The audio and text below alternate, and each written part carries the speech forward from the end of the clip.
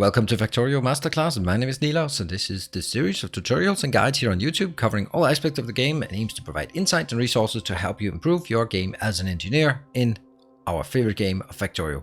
In this episode, we are going to dive into another late game build, and one thing that you'll never have enough of when you reach endgame, that's red circuits. You build and build and build, and then you still don't have enough of it.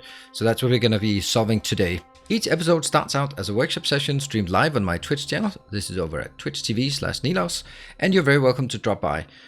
I'm streaming Factorio Tuesday, Thursdays, and Sundays, and the occasional additional day. This is at 8 p.m. Central European Time, and you just drop on by and say hi. It's great to see new people coming in there. If you like these kind of tutorial videos, then be sure to hit the like button. Let me know in the comment section below with more ideas or errors, should there be any, or improvements, and other ideas either here in the comment section on my Discord server or on Twitch. Let's dive in.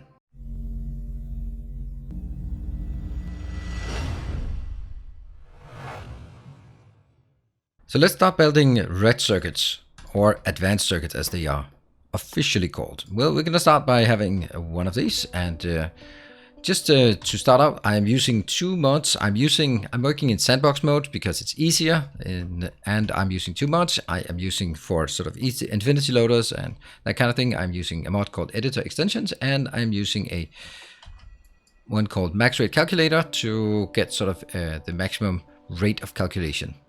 So this is what we have, and obviously we are going to be fully moduling and fully beaconing everything in this build, because that's kind of how things go, isn't it? And let me see, I think I want to do it like this. And let's make sure we get the right one, not some cheaty modules that will not help us. There. So this is the basic format of what we want to do. And I think I actually want to build it like this. I don't know. It doesn't make a difference. This is affected by, you can see over on the right hand side, 12 number of effect sources. The way it's counted is 1 for each module and 1 for each beacon, even though there are 2 modules in the beacon. So that's why it's 12, 8 plus 4. And if we use a max rate calculator, we're going to look at this one and get a sense of how much this can be consumed. Now, the way I always design late game builds is I start by sort of building, this is a layout, I want an 8 beacon build, and then I try to figure out if it's going to be input constraint or output constraint. In this case, we're going to have a lot of inputs and very little output. So I think I want one column to be constrained by the amount of copper wire we can have on one blue belt. So that's going to be our constraint for this build. And if we do that, and you can actually do in this one, this is really weird, number of express belts. So give us some sort of an idea of how many express belts would need to be built here. But that would be too simple, so I'm going to just build it out here and get some numbers and just get some kind of sense of it. And how many we got? This is 0.65, so this is a 2/3 of what we have. And oops, I'm just clicking random buttons now. I want to just see how many we got. We got 8, so let's go with 12 and see if that's going to be somewhere along the lines. Let's have a look. This one will be 0.98, and if I go over to items per second, 44.0. That does not sound so bad, does it? So this is probably going to be pretty close. Remember, the blue belt is 45, so now the next part is, can we support it? Well, that means we're going to get one belt in here. This is only going to be the copper wire, and on the other side we're going to have both an input and an output. And there's this clever way that I like to do this. And here, and I'll do, and that means we have an inbound of this one. This is preventing doing any belt weaving because I don't like belt weaving. And for things that are so low quantity that they only insert on one side, then by doing this, we can grab, output. So that's going to be a more holistic view, and on the side. So that's going to be basically the unit. Let's start. This is what I've been promising to do so that it becomes easier to take a look at it. The thing is, if we look at the constraints here, all of this, 22 is a pretty damn perfect number. That is less than half a belt. So we can actually take half a belt of greens in and half a belt of plastic in. And over here, we're going to have two half belts like that. And you can see, once this is going, they will be output, all of them. And you can see up here, they will all be output on the outside belt. So this is a good start. I'm going to just drag it all the way up. Take these two out. And this will be our output location there. I'm going to go bring it up here, and then I'm going to make an infinite thing here that just consumes everything. So now we have something that's working. Basically, we're happy, or except that there are a number of things that we're not happy about. First of all, we don't have power. Second of all, and more importantly, we don't need this one. We do not have any the way to build this. So if I need to build 45 copper coils per second, now, wouldn't that be cool if I could do that? Let's build it sort of completely different place so that we can kind of see. Oops. Let's do the absolute maximum. This is the absolute maximum number of beacons you can have. You cannot have more than 12 beacons without having mods. So this is the very fastest you can have one of these. Let's have a look at how fast that is. This is producing 44.8 per second. So that's actually enough. That actually, oh, someone deleted this. And 44.8. Let me just take a look at something. What if I do that one and then add this one and this one and then take the whole thing? Would that get closer to 45? That would be a lot closer to 45 for sure. 44.833, and this one alone can produce 44.8. I'm just gonna say that's the same number there. So that means, what if we could take this one out and probably for now ignore this one. Actually, I could just put it here, and I think I'll do it the other way around. For some reason I'd prefer this way. I don't know why. Probably not. Yeah. Okay, so we'll just forget this, and I'm gonna build this here. Here. And build this, and build this. Right, so we are now at a position where this is fast enough. Yep, 44.8. I think I want to build it like this, so we can take this one in and curve it here. If we look at this one again, it's only using 16. So 16, that means I need 2 inserters, and then I want, and this must be able to output on both sides. So that's not possible, but it's actually possible if we just move it up here. It becomes less symmetric, but at the expense of just making it look so much nicer. This one though, I'm gonna get this one in here, and then that comes in.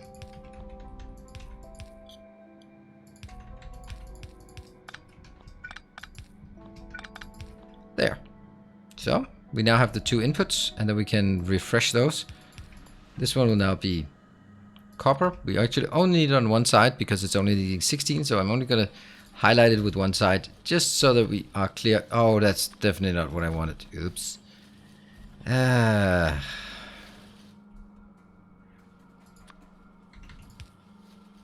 Let's consume all the way up. There. I think that emptied all the erroneous stuff. Alright, let's look at this again. 44.8, and we're going to look at this one consistently. It is never input constrained, it is never output constrained. Well, it is output constrained, that's good, but this one never drops, so it's always able to output. It's a bit weird, that one, that it blinks sometime. But that's okay, that's simply because it's not able to output fast enough. That kind of indicates to me that there might be an issue. But at this point, if these are not being able to output fast enough, you can see there are actually gaps here. So do we know the trick we have previously? If we do these ones, set them to 8, then they should be able to be filling up the belts exactly. And then it will also be, because it's very important that this belt is fully saturated. And only by setting them to 8 can you guarantee that they become saturated. As long as this one is here. And now you will see it's running much smoother. This belt is always full. Super important that this is always full. And this one is also, yeah, very important that we get that done. No blinking here. And what we're also seeing is that the top one is now fully operational. And it's actually producing what we need. Great. However, we're not done yet because we don't have power. And we kind of need the power to be here. Which isn't going to be that big of a deal. That should still be working. Let's look at this. And if I go up as far as we can. We can build there, but I think it's just looking better to have it here. And how far up do we need to go? There.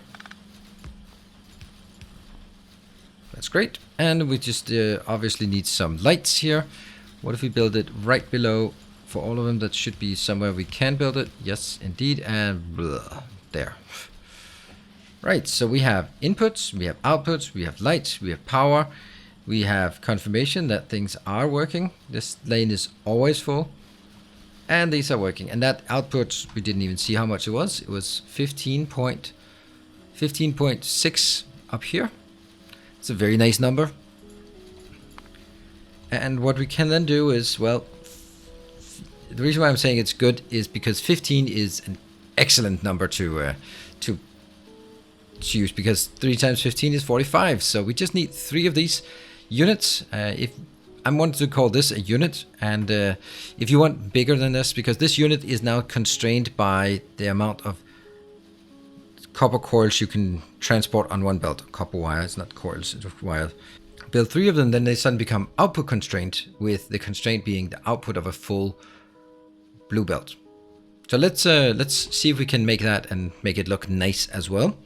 Before moving on into making the scaled up build for a full output belt of red circuits on a blue belt, I'd like just to take a moment to thank all the patron supporters who are supporting the channel and the work I do here. It means the world to me that so many of you are choosing to support, and it is what makes it possible for me to keep doing this and deliver these videos to you, both Let's Plays and streams and all that stuff. So thank you very much. And if you want to, of course no obligation, but if you want to, then there is a link in the description below. Thank you very much. Let's take a look at the next build. The interesting thing is that if we look at the amounts coming in here, if we look at this, it's actually going to overproduce, and we really don't want to overproduce things, not by a lot. We want to overproduce by a very, very small margin, but not a big margin. The other thing here is that this is 16, and if this was 15, we could say that it was designed towards consuming a full red belt, consuming a full copper belt, but I don't think that's actually possible. So the first thing we're going to do is going to be a very simple build, and just simply say, I want 3 of these, because that's what we said. Give me 3 of those. Now we're going to just take the whole thing again and then look at it. So we're all the way up to 47. That's not a great number actually to have there. So we're actually going to start stripping things off of here until we get a theoretical maximum we like more. This is still 46. I think that's too high still. So what if you take those out? And look at this. Now we're at 45.6. I think that makes a lot more sense. And yeah, I think this is where we could start taking out stuff like this one and this one. But then we drop below the 45. So that's actually pretty good that we can confidently say that it is not possible to go below this one. And I don't want to take one of them out because that will just make it unsymmetric. So this is going to be our target. It's going to be consuming 48. So it is actually more than a single full belt of red belts. It's a bit unfortunate, but it's pretty good. This one It's 45 is one full belt plus 20, so that's basically 1.5 belts for this. Which means that if you want 2 of these, you can get 2 output red belts, and that would cost you, what did I say? That would cost us 3 input belts of green circuits and plastic, which is a good build. And you might recognize these builds because this is what I've been using both in my Twitch series and on my Death World series on YouTube here. So what we need to do here is actually we need to get this into a clever way to balance it. What I want to do is you would normally just go, all right, these 2 things merge in here. Now, how would I then do the next? Well, do that one, but I must get it in on the inside belt. Here. And now what we're seeing is that there is a gigantic overproduction. And why is there an overproduction? Overproduction is obviously that there's going to be a bit of an overproduction here, but we should be able to see things sort of scaling in here. This one up here will never be consumed. I think what we want to see is that all of these are working and all of these are working, and most of these are working, maybe with the exception of this one only working sometimes and this one working once in a while. It's going to take a while to get all of this hashed out. I really don't like having this one on the top. There. Now, of course, we're going to build up a reserve in here. That will need to be output as well. And that works as a buffer here. So we can see here, this one is now emptying, this is emptying, this is emptying. But we're also seeing that at this point in time, we have 45.6. So it is supposed to be slightly overbuilding. You can do some tweaks and turns and maybe remove one of these. But at the end of the day, I really like having just slight overproduction so that this belt will be nice and crisp. This one will make sure that they are balanced. So that these 2 out here will always produce, and the middle one will just chop up whichever ones have gaps in it. And that's gonna work from there. On the input side, well, you can do pretty much whatever you want in terms of input sides, but you're probably going to take like 2 inputs of copper, 2 inputs of plastic, and 2 inputs of greens.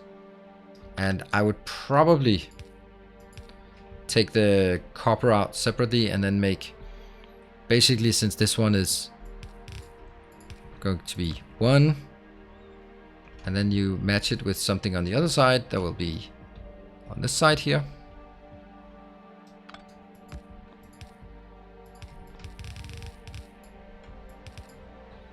Something along those lines. And the next one, oops, here. Boom. It's getting a bit too close. No, it actually doesn't need to be. It needs to just be running in, and that one runs in here and goes up. And the last one goes over here.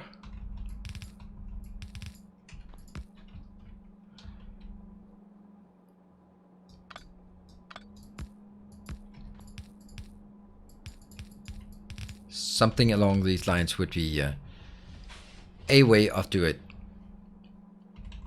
There. And I think this is going to be like as smooth as you can make it. Probably make it smoother if you really insisted. These 2 are going to be the plastic. And over on this side we'll have the greens. And greens. And that's much easier to come in either from 2 different train stations or from a bus build, depending on how you want to build it. And that just works really smoothly on getting it in. The last part is also super easy. We don't really have room to build it here, but the design is going to be the same.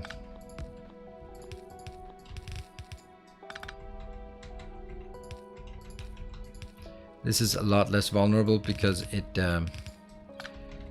only takes, yeah, and that's totally not needed there.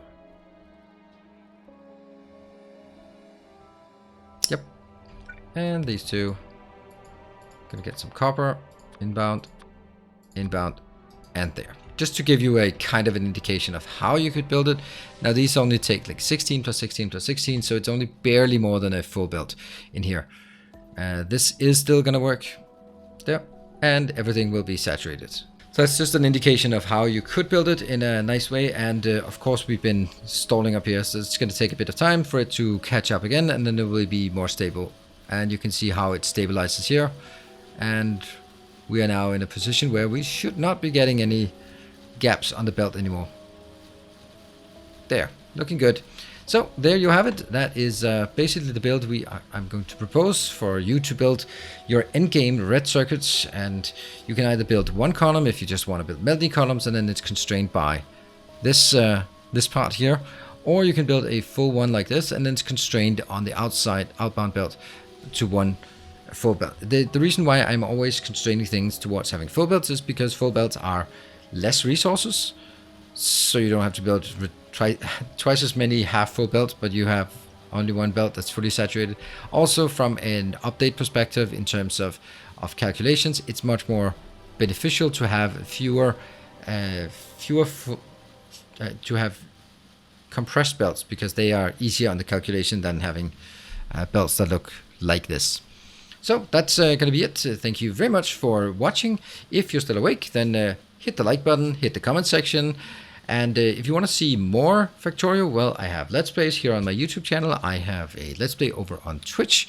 So do drop on by on Twitch. Also, if you just want to say hi and come hang out and shout at me in real time, then it's over at twitch.tv/Nilaus, and you're very welcome to drop by, both for Factorio and for other content as well. And I'll also have other content here on the YouTube channel as well. So with that, thank you very much for watching. And as always, stay effective.